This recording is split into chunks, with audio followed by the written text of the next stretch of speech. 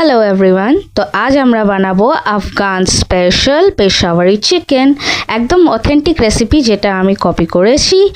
আর ফার্স্টেই আমরা চিকেনটাকে নুন হলুদ দিয়ে ম্যারিনেট করে রাখবো। কতক্ষণ ম্যারিনেট করব সেটা তোমাদের ব্যাপার, যত বেশি রাখবে তত বেশি চিকেনটা ভালো হবে।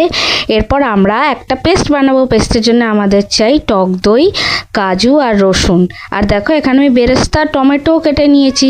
তো ফার্স্টে চিকেনটাকে ডিপ ফ্রাই করব। ডিপ ফ্রাই করার মানে এটা না যে ফুল ফ্লেমে ভালো করে ভাজবো, না, স্লো করে ভালো করে ভাজতে হবে ডিপ ফ্রাই হলেও। আর এরপর আমি বেরেস্তা ভেজে নিচ্ছি, কারণ বেরেস্তাই হবে এটার বেস। আর যে দইয়ের মিক্সচারটা আমরা বানাবো সেইটা। তো দেখো আমার বেরেস্তা ভাজা কমপ্লিট। এবার আমি টমেটোটা কড়াইয়ে দিয়ে ভালো করে নুন দিয়ে কষবো, যাতে টমেটোটা একদম পেস্টের মতন হয়ে যায়। আচ্ছা, টমেটো হয়ে যাওয়ার পর আমি এই দইয়ের পেস্টটা ভালো করে দিয়ে দেবো। যেহেতু আমরা রসুনটা কাঁচা দিয়েছিলাম, যতক্ষণ রসুনের কাঁচা গন্ধটা না যাবে ততক্ষণ আমরা এটাকে ভালো করে মিডিয়াম ফ্লেমে সটে করব। আর সটে করার পর দেখো কালারটা কত সুন্দর এসছে, ক্যামেরায় হয়তো আলোর জন্য বোঝা যাচ্ছে না।